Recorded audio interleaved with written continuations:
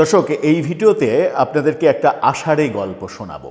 আষাঢ়ি গল্প আমাদের বাংলা সংস্কৃতিতে খুবই পরিচিত একটা শব্দযুগল।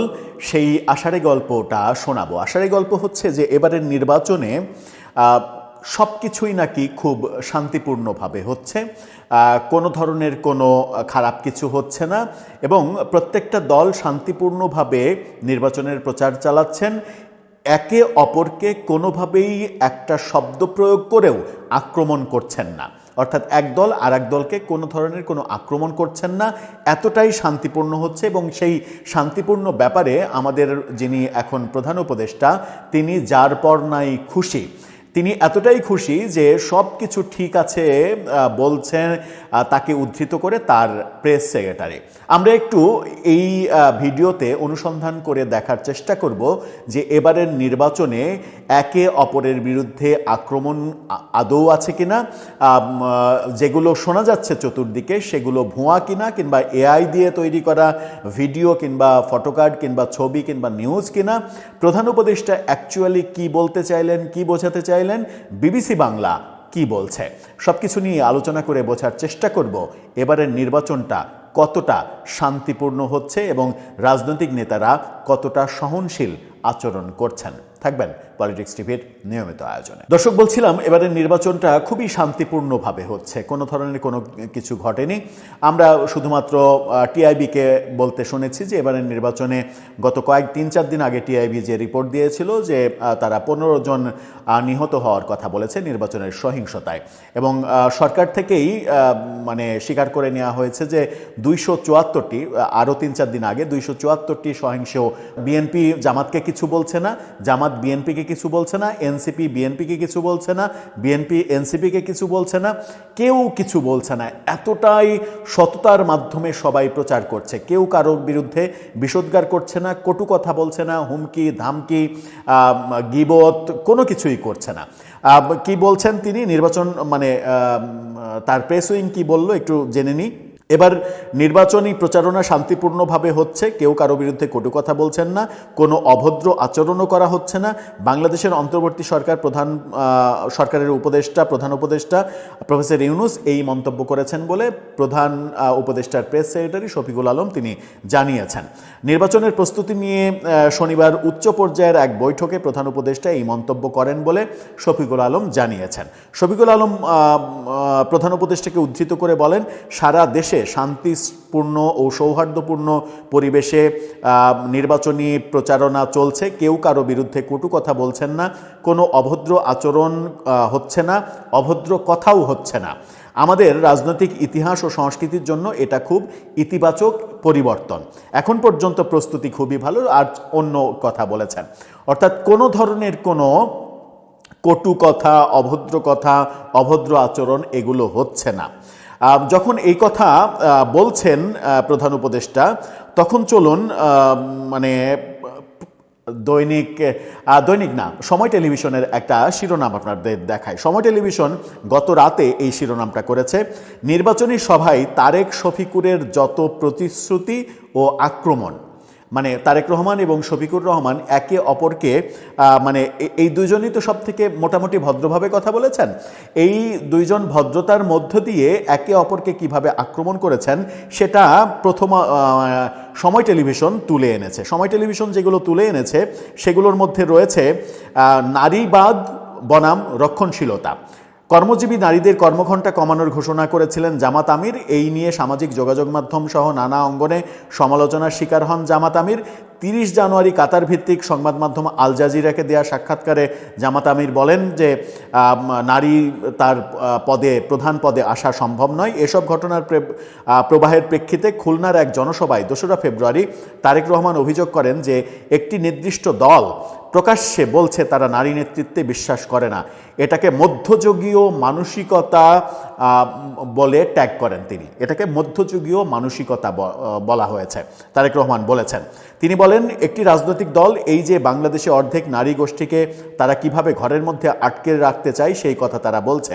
কারো নাম উল্লেখ না করে জনসভায় তারেক রহমান বলেন, আমরা দেখেছি একটি রাজনৈতিক দলের নেতা 2 দিন আগে পরিষ্কারভাবে বলেছেন যেসব নারী, যেসব মা বোন কর্মসংস্থানের জন্য যান, আপনাদের সামনে বলতে রীতিমতো লজ্জা লাগে এমন একটি শব্দ মা বোনদের জন্য ব্যবহার করেছেন যা এদেশের জন্য কলঙ্কস্বরূপ।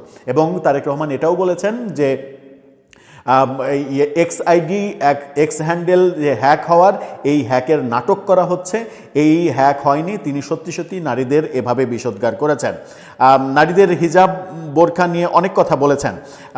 গুপ্ত সুপ্ত নিয়ে কথা হচ্ছে, গুপ্তকে সুপ্তকে এটা নিয়ে প্রতিনিয়ত আপনাদেরকে মানে নতুন করে বলার ব্যাপার আছে। তারেক রহমানও যেমন বলছেন, জামাতের পক্ষ থেকেও বলা হচ্ছে, ওদিকে এনসিপির পক্ষ থেকেও বলা হচ্ছে কে গুপ্ত কে সুপ্ত।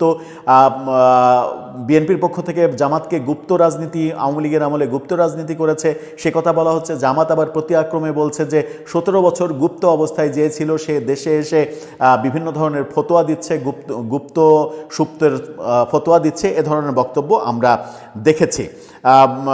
এদিকে 7 ফেব্রুয়ারি সকাল 10:30টায় হবিগঞ্জের নিউ ফিল্ড মাঠে জামাত ইসলামী সহ 11 দলীয় জোট আয়োজিত নির্বাচনী সমাবেশে প্রধান অতিথির বক্তব্যে শফিকুর রহমান বলেছেন, দেশে ঝামেলা হলেই কেউ কেউ দেশ ছেড়ে চলে যান, কিন্তু আমরা কোথাও যাইনি, ভবিষ্যতে যাব না।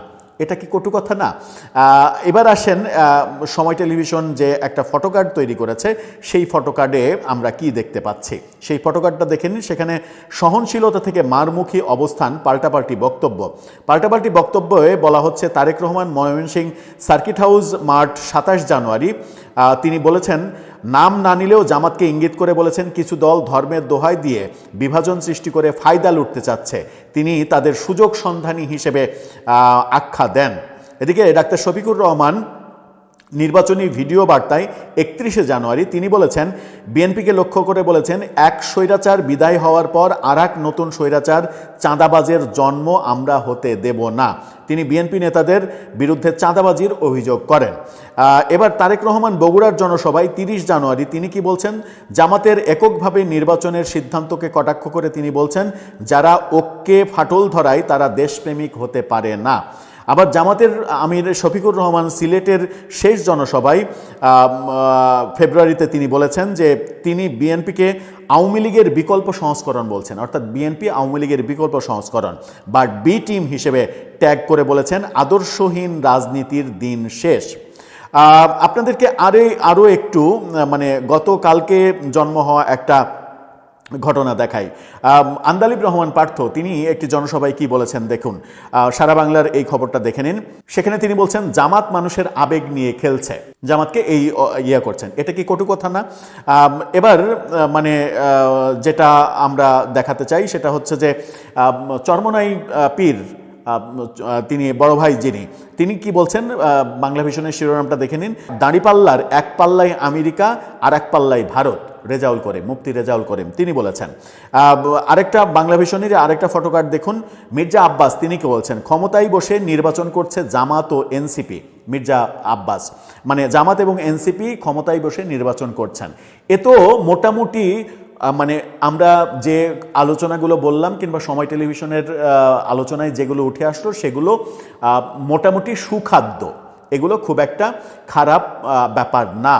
কিন্তু এই নির্বাচনের তফসিল ঘোষণার পরে আমরা এনসিপি নেতাদের, বিএনপির কিছু কিছু নেতাদের, সর্বোচ্চ নেতা না, কিছু কিছু নেতাদের, জামাতের প্রায় বেশিরভাগ নেতাদের যে ধরনের শব্দ বোমা ছাড়তে দেখেছি, আপনি যদি শুধুমাত্র ঢাকা 8 আসনে নাসিরুদ্দিন পাটোয়ারির হিসাব করেন, নাসিরুদ্দিন পাটোয়ারি ভার্সেস মির্জা আব্বাস, এটা যদি হিসাব করেন তাহলে কি ওখানে কোনো সুখাদ্য উৎপাদন হচ্ছে কিংবা হয়েছে নির্বাচনের তফসিল ঘোষণার পরে? কিংবা এনসিপি নেতাদের বিভিন্ন জায়গার বিভিন্ন নেতাদের বক্তব্য আপনি শুনুন, আপনি হাসনাত আবদুল্লার কাছে যান, আপনি সার্জিসের কাছে যান, আপনি হান্নান মাসুদের কাছে যান, এমনকি আপনি আহ্বায়ক নাহিদ ইসলামের কাছে যান, আমরা কি খুব একটা মানে সুখাদ্য পেয়েছি গত নির্বাচনের তফসিল ঘোষণার পরে? আমরা পাইনি। কিন্তু প্রধান উপদেষ্টা বলছেন এটা হয়তো তিনি উৎসাহ জানানোর জন্যই বলেছেন। একটা হতে পারে যে তিনি উৎসাহ জানানোর, এত কিছু দেখার পরেও তিনি প্রচণ্ড বিরক্তি গিলে ফেলে হজম করে তিনি হয়তো উৎসাহ জানানোর জন্যই বলেছেন যে না, কোনো কটু কথা হচ্ছে না, কোনো ধরনের কোনো রেষারেষি হচ্ছে না, অভদ্র কথা হচ্ছে না, বিষোদ্গার করা হচ্ছে না, কোনো কিছু হচ্ছে না। কোনো কিছু যখন হচ্ছে না বলছেন, তখন আমরা দেখছি ঢাকার রাজপথে তারেক রহমানকে নিয়ে বৃষ্টি বৃষ্টি স্লোগান দেওয়া হচ্ছে। আমরা দেখছি যে যখন বিএনপি স্লোগান দিচ্ছে, তখন শফিকুর রহমান জামাতকে নিয়ে বৃষ্টি বৃষ্টি স্লোগান দেওয়া হচ্ছে। এই ব্যাপারগুলো তো আমরা দেখছি। তাহলে কি ব্যাপারগুলো এরকম যে প্রধান উপদেষ্টাকে কেন্দ্র করে একটা বৃত্ত তৈরি করা হয়েছে, যে বৃত্তের মধ্যে বৃত্ত ভেদ করে তার কাছে দেশের প্রকৃত সত্য খবরগুলো কিংবা সংবাদ মাধ্যমে টেলিভিশন চ্যানেলে প্রকাশিত খবরগুলো তার কাছে যাচ্ছে না, কিংবা তিনি সামাজিক যোগাযোগ মাধ্যম একেবারেই ব্যবহার করেন না, কিংবা তাকে এই খবরগুলো সরবরাহ করা হচ্ছে না, তাকে মূল খবর থেকে অনেক দূরে রাখা হয়েছে? ব্যাপারটা কি তাই? নির্বাচন কেন্দ্রিক এত বিষোদ্গার